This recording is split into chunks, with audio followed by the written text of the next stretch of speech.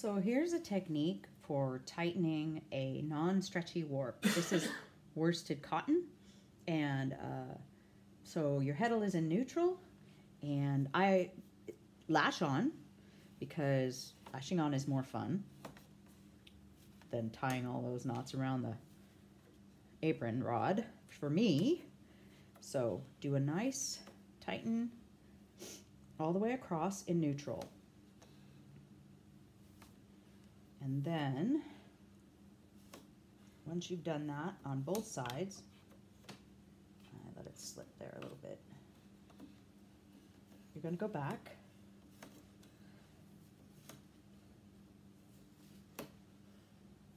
and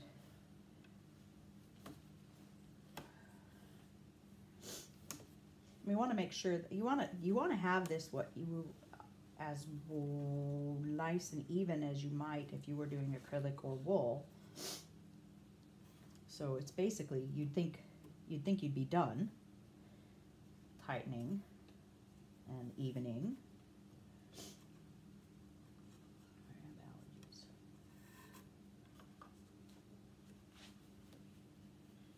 And you can see that side's actually a little looser, but it's because it's cotton. Okay, so tie that. And then what you're going to do is you're going to lower or raise the heddle. And then you're going to go back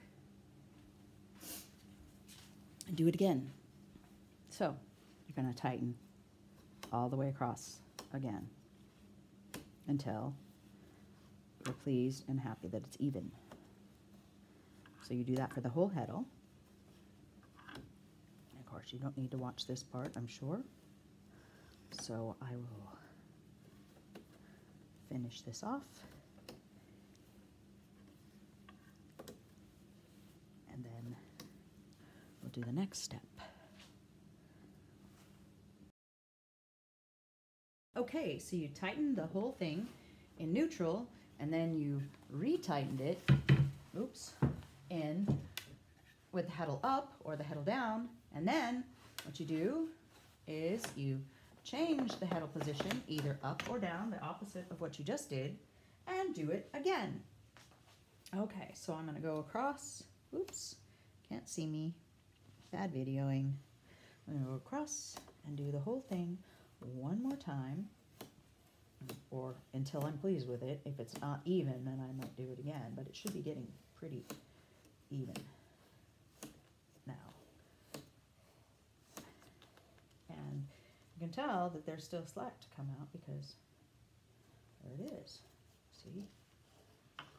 So it is worth doing both directions. At least I found it so, because it makes the weaving so much more consistent and your sheds reliable and don't have any of those drapey warps that are so annoying.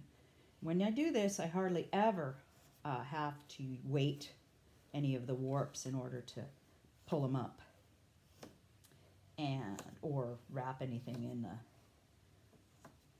cloth beam or anything in order to bring up the tension. So be certain that when you tie off on the end here, you don't allow your selvage warps to droop, because sometimes what happens is, see, when you go to tighten this thread, this slips.